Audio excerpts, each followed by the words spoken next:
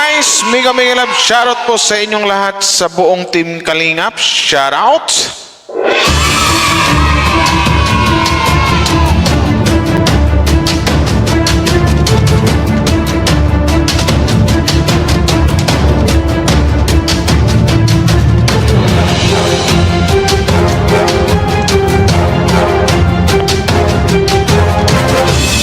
So ito na nga, another reaction po ang gawin natin ngayon, no? Dito sa Team Kalingap. Dito saan to? Sa Jumcar to.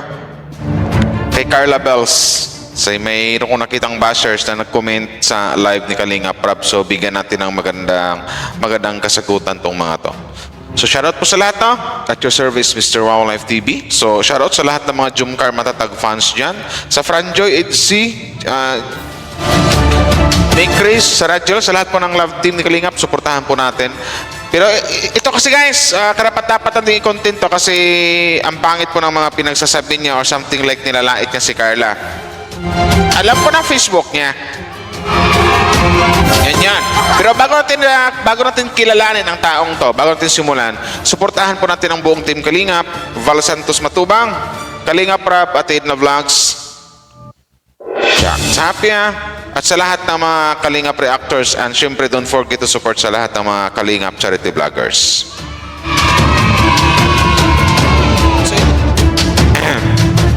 Grounded, ilo. So ito na nga, no? Ate, kasi alam naman natin na grounded yung ko, pero wait na, narinig mo yung boses ko, no? Kailan?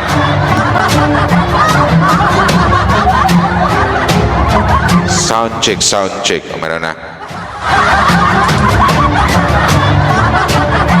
Sa live kasi kanina ni Kalingap Rap, may nakita akong doon at marami din pala nakapag-SS na may basher talagang isang Carla at hindi po talaga maganda yung mga sinasabi niya kay Carla. Ando na yung talagang lait na lait. Nilait niyang isang Carla. So ngayon, ano bang gawin natin? Lalaitin din siya? Hindi. Hindi natin lalaitin. Hindi natin gayahin yung kanyang masamang ugali. Ipagtanggol lang natin sa tama ang ating Carla. Sagutin natin ang tama, iribat natin ang tama. Shout out kay Ate Merlinda Rush. Huli ko na Facebook mo. Ate Merlinda Rush. Kasi ano yung sabi mo dito? Ano yung sabi mo? Kasi nag-comment siya dito pero bago pa lang lahat, no? Safe travel po. Ingat po sa biyahe po sa mga Jumcar dyan. Sila ni Kalingap Rap, Kuya Val at Edna Vlogs and the rest. Ingat po sa biyahe. Tsaka God bless po. Magpakasay po kasi doon sa bansang Singapore. Ate Merlinda Rush, anong nangyari sa'yo? Ano yung pinagsasabi mo dito? Akala mo naman kagandahan, pero hindi kita lalaitin, ha? Kasi sabi mo dito, hindi siya totoong tao, si Carla. Ano pala si Carla?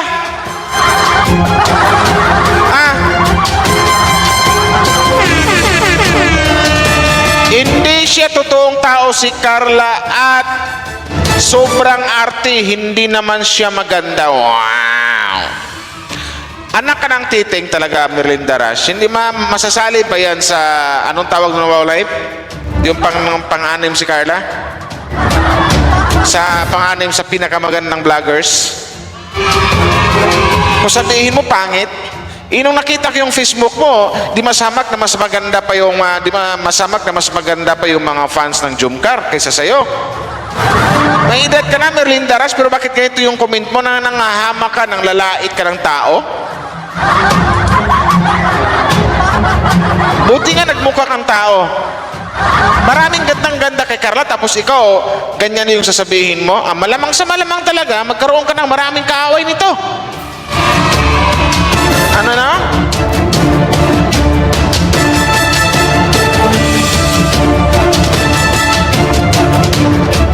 O, yan na nga sabi ni Miss Tim's Life kung hindi maganda si Carla sa paningin mo, ano nga daw pala ang standard ng ganda para sa'yo? Kasi kami, gandang-ganda kami kay Carla, lalo ngayon. Sexy na si Carla, kinis na, lalong gumanda yung face, yung mukha. Hindi ka pa nakagandahan, nakuha mo pang laitin talaga ang isang Carla. Hindi siya totoong tao si Carla at sobrang arte, hindi naman siya maganda. Ikaw, sa tingin mo, dapat nanalamin ka muna bago mo nilait si Carla. Dapat nagsalamin ka muna kung sino bang mas maganda sa amin sino bang mas maganda sa amin ni Carla. Dapat kinausap mo muna sarili mo eh. Ang sarapan mong anuhin. Sino kayo maganda sa amin ni Carla bago ako manglait? Kita ko Facebook mo. Kasi talagang something like na sinum in ko talaga yung mukha mo, yung comment mo, tapos Merlin Dara sinerch ko sa Facebook, kamukhang kamukha, ito talaga yun, isang tao to. Tapos ganyan yung mga comment mo. Maraming nagagandahan kay Carla sa totoo lang. Buong team Kalingap.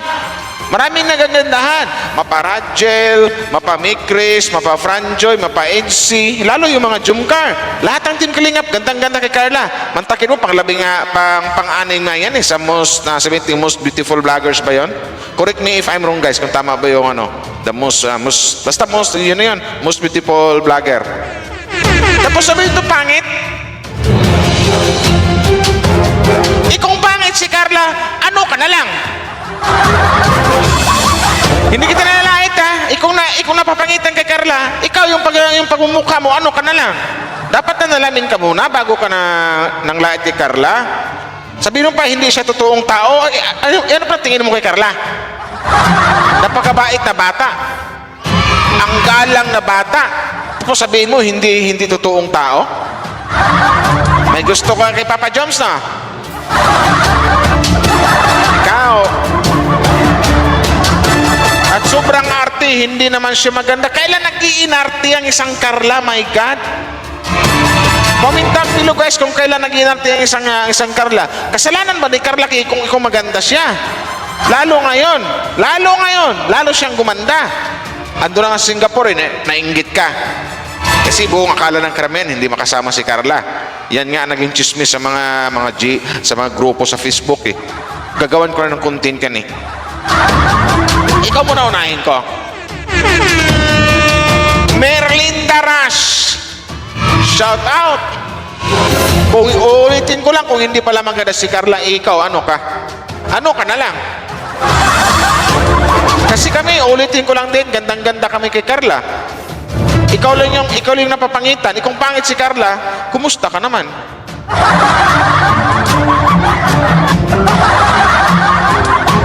Kumusta naman yung mga bilbil mo? Kita ko Facebook mo. Kumusta man yung matatabang pisngi mo?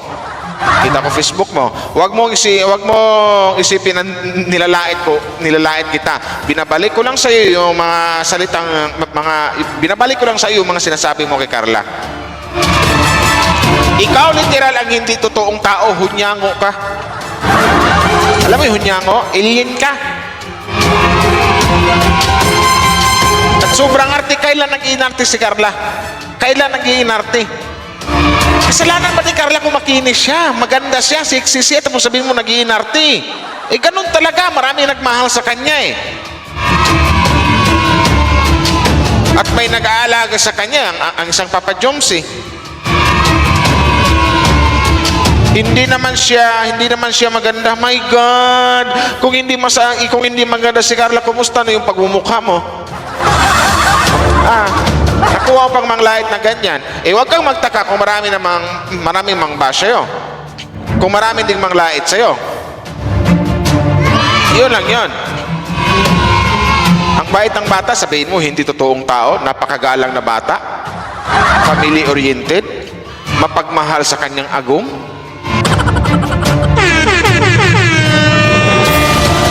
Tapos, lait-laitin mo lang, hindi maganda si Carla. Bago kasi manglait ate, tingnan niyo muna yung hitsura niyo. Dapat muna nanalamin kayo. Dapat sinabi niyo muna na sino kayong maganda sa amin ni Carla, no? Bago ko siya laitin. Kasi ako, ang taba ng pisngi ko, plakda yung ilong ko, bukol yung noo ko, Nakatuwad yung ilong ko, ang itim ng labi ko. Dapat ganun yung ginawa mo. Kasi si Carla talagang sexy at maganda, makinis. Ikaw tong nang lait, para kang naputol na drum. Oh, wag mo isipin na wag mo isipin na nilalait kita. Uulitin ko lang, binabalik ko lang sa iyo kung ano yung mga sinasabi mo kay Carla. Nakita ko na si Carla in person. Hindi siya maliit. Sexy ang Carla. Lalo ngayon, lalong sumiksi at lalong gumanda. Ikaw naman, Merlin Daras, ikaw nga para kang gasol eh. Pandak na nga, mataba pa. Ano ka, gasol? Shilane? Oh, wag mong sabing nilalait kita ha. Uulitin ko lang dito, binabalik ko lang dito yung mga sinasabi mo kay Carla. Kasi sinasabi mo kay Carla, hindi naman siya maganda. Binabalik ko lang sa'yo. Sabi mo pa sobrang arte, kailan nga nag-iinarte ang isang Carla? At bakit galit na galit kay Carla? Matanong lang kita, inaaway ka ba ni Carla? Nakalmot ka ba ni Carla? Nasabunutan ka ba ni Carla? O nasampal ka ba ni Carla? Nasuntok ka ba ni Carla? Nasipa ka ba ni Carla? Natadyakan ka ba ni Carla? Bakit nagagalit na galit ka ganyan ka mag-comment? Parang wala kang pinag-aralan. Dinaig mo pa yung kinder or something like yung mga grade 1. Matanda ka na. Alam ko may anak ka na kasi ang laki ng mga bilbil mo eh. Oh, wag mo ulitin ko ulit. Wag mong isipin na nilalait kita ha.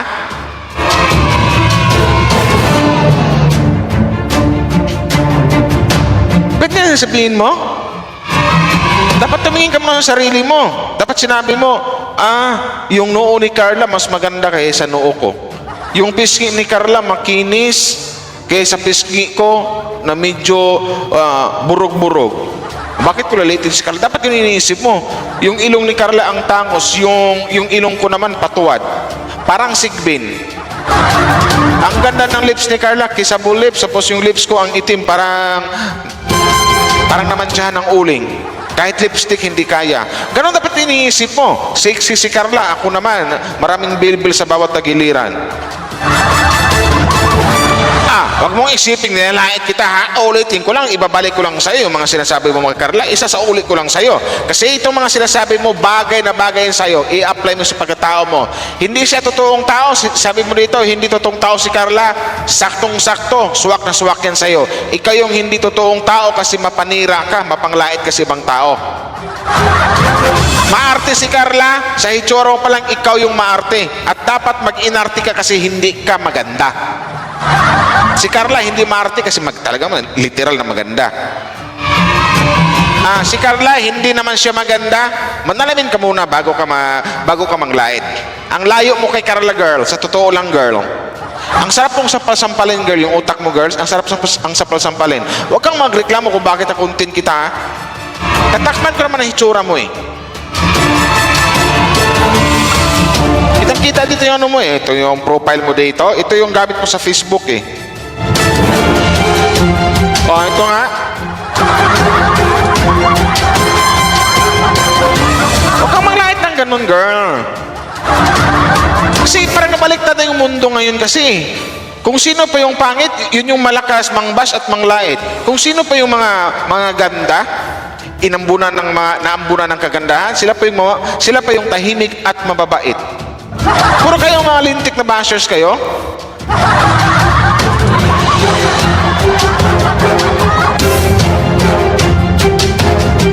Tapos ngayon baka magalit ka kung bakit na-content kita. Kasalanan mo yan. Nasa social media tayo, nasa sokmed tayo. Nanghamang ka ng tao, nanglait ka ng tao, namimintas ka ng tao, di malamang maraming magbabalik sa iyo at isa na ako doon. Kaya uulitin ko lang din, huwag mong isipin na nilalait kita. Kung ano lang yung sinasabi mo kay Carla, yun lang din ang sinasabi ko sa iyo. Pero magkaiba nga lang, mas matindi lang yung mga pinagsasabi ko sa iyo. Yun lang yun. Kung nasaktan ka sa mga pinagsasabi ko, deserve. Uulitin ko, kung nasaktan ka ngayon sa mga sinasabi ko sa iyo, isang din masasabi ko, deserve. Ang ganda ni Carla. Tapos ikaw hindi ka naman kagandahan, buti ka nagmukhang tao ka, tapos ganyan yung sasabihin mo. My God! Magbago ka na, Merlinda Rush. Apelido mo, Rush talaga, no? Rush-rushin kita eh. So shoutout sa lahat ng mga Jumcar Matatag fans, no? Maraming salamat sa mga nag-like and share, guys. Thank you very much po sa support nyo sa lahat ng mga Jumcar Matatag fans. Saka, happy trip! Sa Jumcar, kina Kalinga Prab, sa lahat po, sa Kuya Val, at saka sila ni Ate Edna Vlogs. And once again, nabulol-bulol ako sa nandal si Merlinda Rush. Maraming salamat sa mga nag-like and share. Salamat, guys, and babush!